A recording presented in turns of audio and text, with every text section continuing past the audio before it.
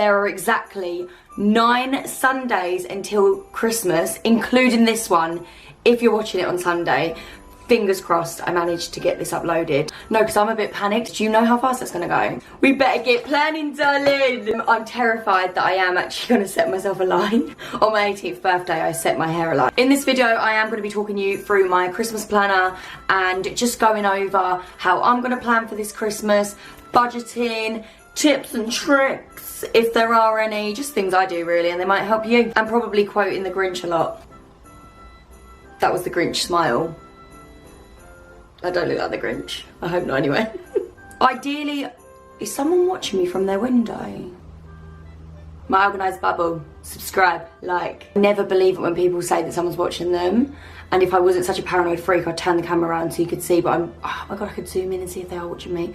But I'm pretty sure someone is at their window just staring at me. So ideally, I would have put this video up in September. And in terms of budgeting, we'll go into that in more detail, but I would start thinking about it in July, August. So the first thing I do to start planning for Christmas is set myself up a Christmas planner. And this is literally just a notebook, essentially full of Christmas planning, Christmas lists. And if you don't want to have a Christmas planner, you could do all of this in your phone or on your laptop, so don't go anywhere. That gave me go to work, don't go to work vibes. You can buy pre-made Christmas planners. I'll link some below, but personally, I like to make my own. It gives me more freedom. It's quite simple to do and it's quite fun. This is the same planner I had last year, and I have got my overpriced paper clips on there. How cute are these? From Etsy. At the start of the book, we just have Merry Christmas and my glittery washi tape. I love that. So here is where I've made some changes. So before I had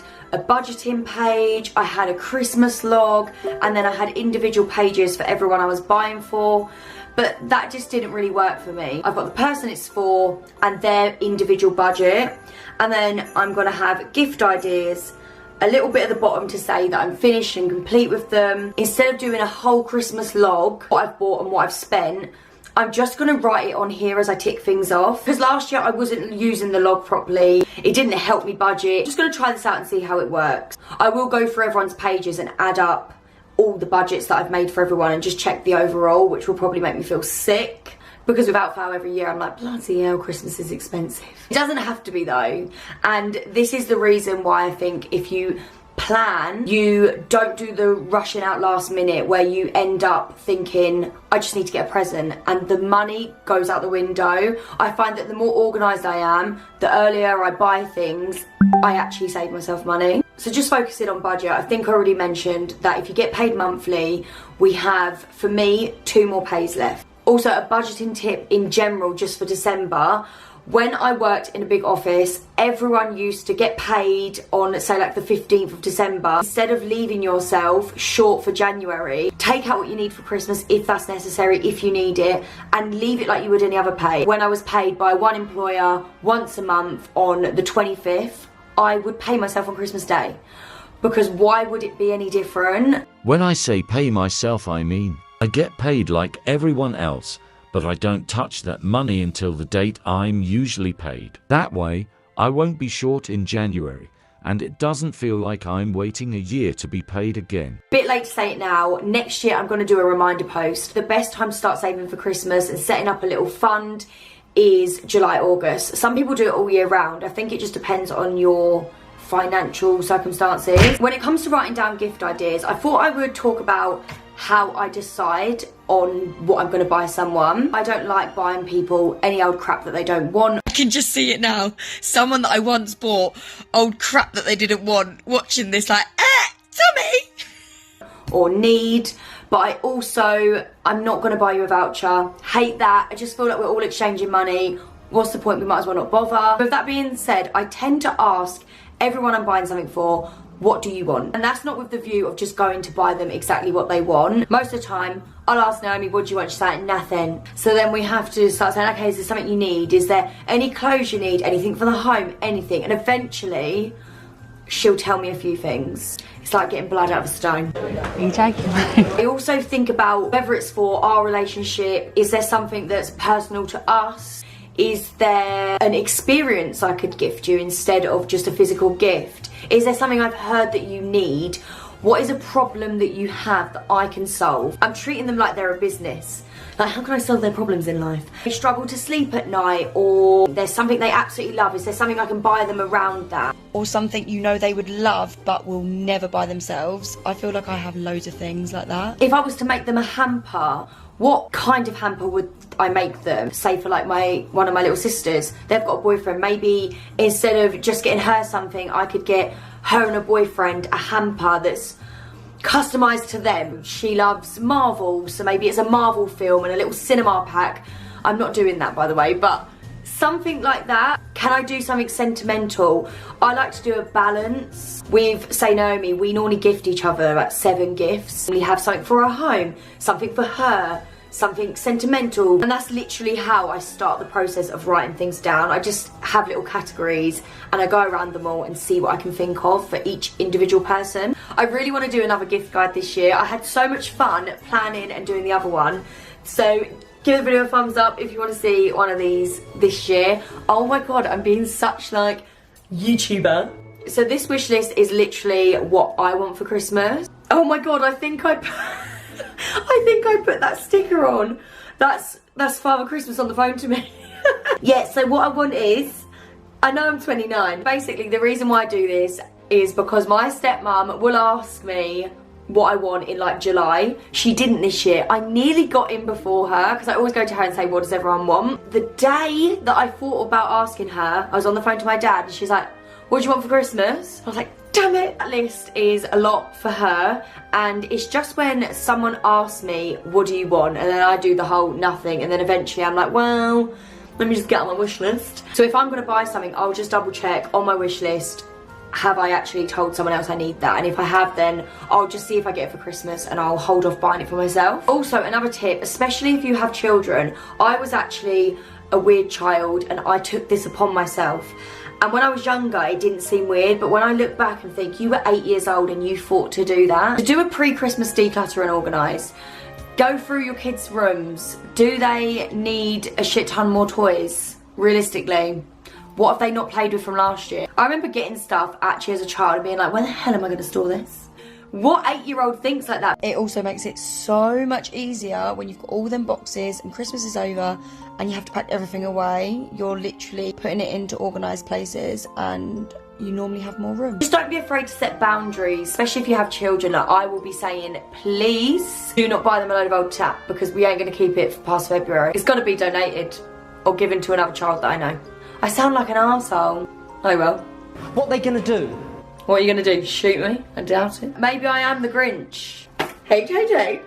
Double hate. Love it daily. It wouldn't be the same. I had to do that. I'm sorry. It was like an itch that I hadn't itched this video and I had to say it. The next page is homemade gifts and hamper ideas, and in a really badly drawn box. What is that? Awful. I don't think I can Christmas doodle Christmas presents. It never comes out right. Although I have no ideas currently, I am going to be on Pinterest and I'm going to be looking at homemade gift ideas. And then I've put hamper ideas. Like I said earlier, I like the idea of doing a themed hamper. So I'm going to write down some ideas here and then just see if it fits anyone. This is pretty self-explanatory like all the other pages, but it's just all the wrapping paper I might need, any boxes, gift bags, tags, everything. I prefer to buy this stuff after I've bought gifts. The only thing I tend to buy pre-gifts is just a couple of rolls that I like. And I'll get up my IKEA organiser, which you've probably seen many times before, which just has all my wrapping paper in, and I'll just see if I've got any left from last year. I think I have some left, but not that much. And when it comes to wrapping gifts, I say this all the time, but I want to be done by like December 1st. Do you know what? Let's make it realistic this time, shall we? Okay, so my organised bubble. My organised bubble, bitch! I'm gonna have my wrapping done by Sunday the 12th of December. But I did tell a bit of a lie there. The reason why I like to buy gift wrap after the presents is because I don't just want to buy bags that maybe will end up being too small or too big. I'd rather see what gifts I've got, what size bag they need, and what box or whatever it may be. Speaking of boxes, start now. Any delivery you get, keep the box. So that when you have random things that are awkward shapes to wrap, put it in a box, wrap it up, or just go to your local supermarket and see if they've got any of the spare boxes. It literally makes wrapping so much easier, and what I tend to do is just put people's gifts, if they've got multiples, all in this one box, and then I can store it, and it just keeps all the presents nicely together. The next page we have home decor to buy, and then I put at the bottom DIYs. With home decor, I normally add a few bits every year. Obviously doing YouTube, I have a literal tour of my flat with Christmas decorations up, so I'll probably go back and watch that and see what else I need. And by DIYs I just mean home decor DIY, something you make. And there's always crafts and stuff that I see on Instagram that I'm like, oh, I want to do that. So when I see something like that, instead of just saying, oh, I want to do that and never doing it, I want to write it in my book. It's been years and I've never come up with a name less cringy. I don't know why, Festive Fun makes me feel a bit ill. Do you like my little washi tape at the bottom? How cute is that? You just wrote Christmas market. Every year, me and Naomi usually go to a Christmas market.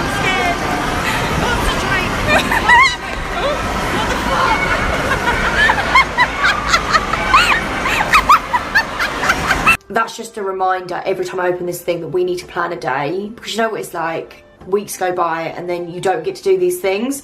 So I'm going to add to this. This is a new page that I didn't actually have last year, and I think it's a good one if you have kids. I did this page because I always see little videos online or stuff on Instagram that I want to make, and I've always wanted to make one of those pastry Christmas trees. That's what the Nutella tree is. And then I'm quite plain and basic when it comes to desserts or sweet stuff, and I just love the Christmas school cakes. I thought, I want to make that. I've not made it.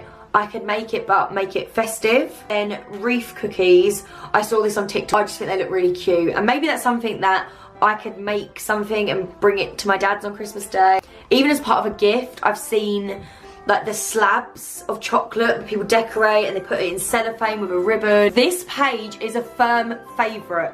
I love it, it brings me joy.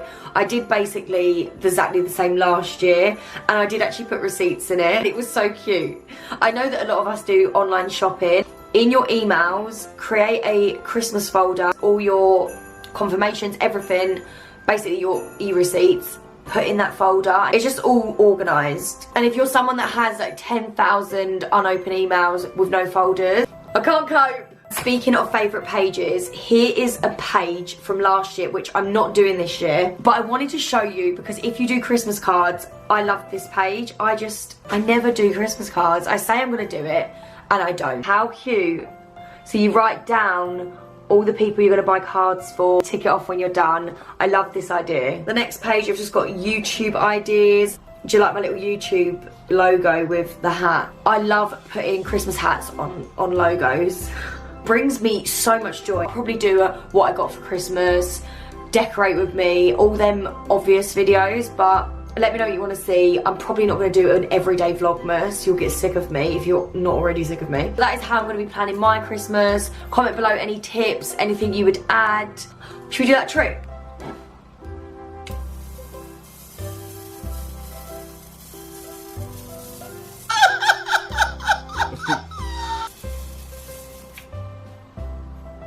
See that? Thanks for watching. Happy Halloween, Merry Christmas. Ciao.